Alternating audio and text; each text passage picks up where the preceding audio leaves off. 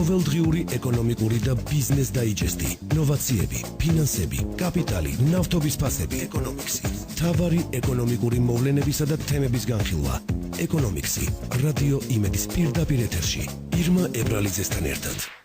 ეკონომიკისა და ბიზნესის სიახლეებით ეთერში ეკონომიქსის სტუდიაში ირმა ებრალიძე მუშაობს. გამარჯობა. თელავის აგრარულ ბაზარში წუხულ მოვაჭრეებსა და ფინანსთა სამინისტროს შემოსავლების სამსახურს შორის დაპირისპირება მოხდა. დაპირისპირება რამდენიმე მოვაჭრის დაჯარიმებამ გამოიწვია.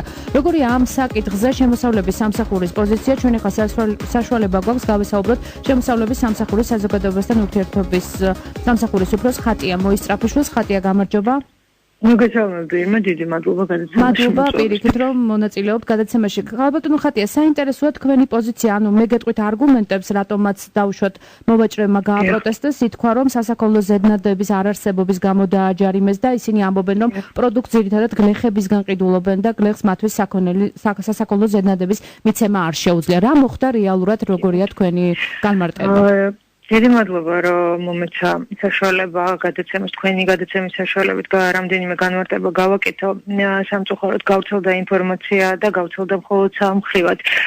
საქმე იმაშია, რომ არ დაჯარიმებულა რამდენიმე მოვაჭრე და ჯარიმა გამოიწერა ერთი პიროვნების სახელზე, ოღონდ ორი ჯარიმა. მოდით ახლა მივყვეთ. საქმე იმაშია, რომ პიროვნება მე მის სახელს და გვარში შეგნებულად არ ვასახელებ. იგი მოძრაობდა ავტომანქანა ფორდით და მის ფორდში იყო სწორედ ეს ბოსტნეული. როდესაც შემოსავლების სამსახურის მონიტორინგის დეპარტამენტის თანამშრომლები დაინტერესდნენ, აღმოჩნდა, რომ პიროვნება საერთოდ არ იყო რეგისტრირებული როგორც გადასახადის გადამხდელი, ეკონომიკურ საქმიანობას ეწეოდა საგადასახადო რეგისტრაციის გარეშე. უფრო კონკრეტულად ეს არის საგადასახადო კოდექსის 273 მუხლით გათვალისწინებული მოთხოვნის დარღვევა, რაც გულისხმობს გადასახადის გადამხდელად აღრიცხვის წესის დარღვევას. ანუ როგორც უკვე გითხარით, სამეწარმეო საქმიანობას იგი ამ რეგისტრაციის გარეშე ეწეოდა და სწორედ ამის გამო გამოიწერა მის სახელზე ერთი ჯარიმა და მეორე ჯარიმაც იგივე პიროვნების სახელზე გამოიწერა უკვე საგადასახადო კოდექსის 296 მუხლის პირველი ნაწილის დარღვევისთვის. ეს არის ზედნადების გარეშე საქონლის გადაადგილება და შემდგომ მისი რეალიზაცია. იქ ითქვა გავრცელებულ ინფორმაციაში, რომ ისინი გლეხებისგან ყიდულობენ პროდუქტს და ამის გამო მას არ აქვს ზედნადები. სიამძულეში ამ პიროვნებამ დაწერა ახსნა განმარტებითი ბარათი, სადაც მიუთითა პირდაპირ, რომ ეს პროდუქცია მას აქვს თურქეთიდან შესყიდული და მითითებული აქვს საიდან და როგორ მოახდინა მისი შემოტანა. ანუ პროდუქცია, რომელიც მას ჰქონდა ბადრიჯანი, პომიდორი და კიტრი, არ იყო საქართველოში გლეხისგან შესყიდული და არის თურქული. ანუ იქ ბაზრის მოვაჭრების დაჯარიმება არ მომხდარა. უბრალოდ სოლიდარობა გამოუცხდი.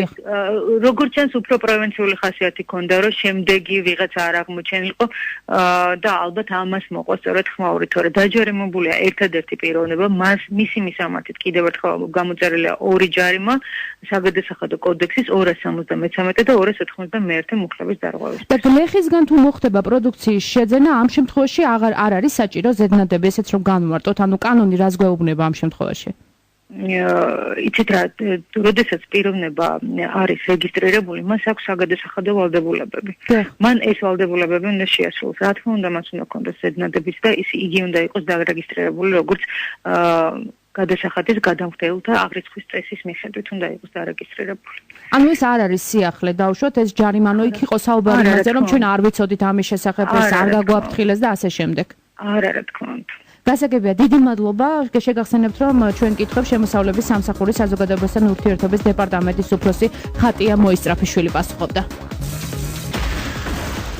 რამდენიმე საათში რეგიონული განვითარებისა და ინფრასტრუქტურის მინისტრი დავით ნარმანია საზოგადოებას პირველი კვარტლის შედეგებს ჩააბარებს. ჩვენ მანამდე კი საშუალება გვაქვს გავესაუბროთ მინისტრის მოადგილეს შოთა მურღულიას, რომელიც ახლა მოკლედ ისაუბრებს თუ როგორ დაასრულა სამინისტრომ პირველი კვარტალი, ანუ რომელი ინფრასტრუქტურული პროექტების განხორციელება მოხერხდა ამ პერიოდში. ბატონო შოთა, გამარჯობათ. მოგესალმებით. მადლობა, რომ მონაწილეობთ გადაცემაში. ბატონო შოთა, თუ შეგიძლიათ გითხრათ პირველი კვარტლის შედეგები როგორია თქვენი სამინისტროსთვის? როგორც თქვენ დაანონსეთ, 2 საათზე იქნება დეტალური ინფორმაცია და მოკლედ მოგაწვით ამ ინფორმაციას. ეს არის პირველი კვარტალი, რომელიც 2013 წლის პირველი კვარტალი, შედარებით შევადაროთ 2012 წლის პირველი კვარტალს, ანუ ანალოგიას 2012 წელს. დაახლოებით 26%-იანი ზრდა არის დაფიქსირებული. ეს არის რიცხვები, რომელიც უთუარია და ყველას შეუძლია გადაამოწმოს, იმიტომ რომ ესაა სახაზინო მონაცემები, ანუ სამინისტრომ საკასო შესრულება რა გაწია, რამდენი ავანსი, რამდენი შესრულებული სამუშაო ანაზღაურა, ეს ყველაფერი დეტალურად რიცხვებში წარმოდგენილია. ანუ რომ დავაკონკრეტოთ პროექტებთან დაკავშირებით, ანუ საუბარია ამ შემთხვევაში ინფრასტრუქტურულ პროექტებზე, ანუ სამუშაოები უფრო დიდი ტემპით მიმდინარეობს, ვიდრე ეს იყო გასული წლის პირველ კვარტალში. შეგვიძლია ამის თქვა, ეს ციფრი გვაძლევს ამის მონაცემს. უთუარად შეგვიძლია ამის თქმა და ძირითადი სამუშაოები, რადგან ეს 87 მილიონი პირველ კვარტალში დაიხარჯა, ეს არის ავტობანებთან დაკავშირებული მშენებლობები, ესაა ზესტაფონი ქუთაისის შემოვლითი გზა სამტრედიის მონაკვეთი, ეს არის ეგრეთ წოდებული რუის აგარას მონაკვეთი და ასე შემდეგ. ეხლა არის სამუშაოები, რომლებიც პირდაპირ მოძრაობს ადამიანი ავტობანზე ან ძველ გზაზე პირდაპირ არ ჩანს, იმიტომ რომ სიღრმეში შედის, მაგალითად ზესტაფონიდან უნდა გვიანად ჭრით გზას გადის ქუთაისის შემოვლითი და სამტრედიისკენ, სადაც ინტენსიურად მიმდინარეობს სამუშაოები და იქ სადაც ამიდმა მოგვცა საშუალება, ყველგან არის ეს სამუშაოები დაწყებული. ეს პირველი კვარტალი უნდა ითქვას, რომ ჩვენი სამინისტროსთვის არ არის მნიშვნელოვანი ყველაზე მთავარი პერიოდი, იმიტომ რომ როგორც მოგხსენებათ, პირველ კვარტალში არის უამინდობა, თოვლი და შემდეგ, ანუ ჩვენი სამინისტროს წარმატება, როგორც ეს იზომება მეორე, მესამე კვარტალში. თუმცა ბატონო შოთაჩაგი, ესე იგი ჩვენი ოპონენტები ხშირად ამბობენ, რომ რაღაც შეჩერდა და ამაზე მინდა კითხოთ.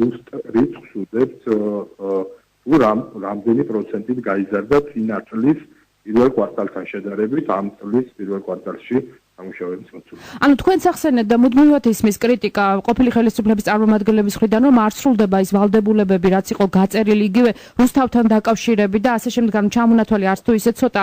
ანუ აქედან გამომდინარე გეკითხებით ამას, ის გაწერილი სამუშაოები, რაც ქონდა სამინისტროს, თუ რამე არ კეთდება, ეს მხოლოდ უამინდობის გამო ხდება და სხვა პრობლემა არ არის, დავაკონკრეტოთ თუ შე.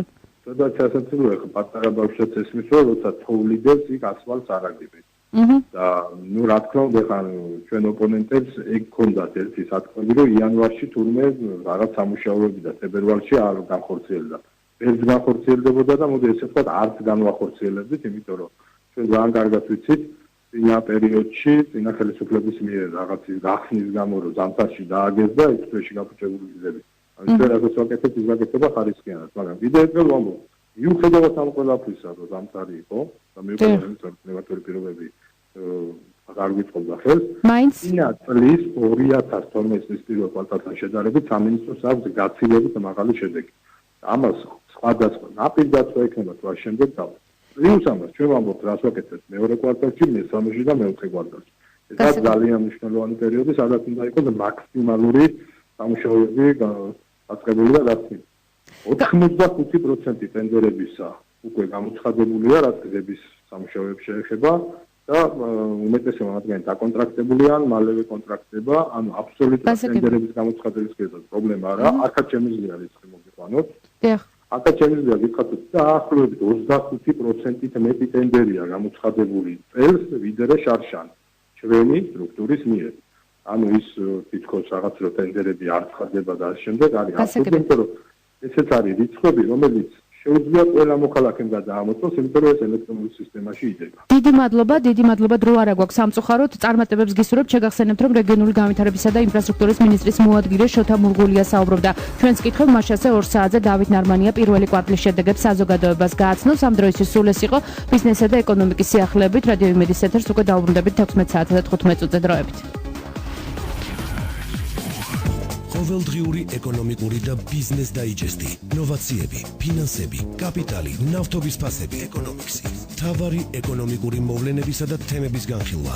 ეკონომიქსი, რადიო იმედის პირდაპირ ეთერში, ირმა ებრალიძესთან ერთად.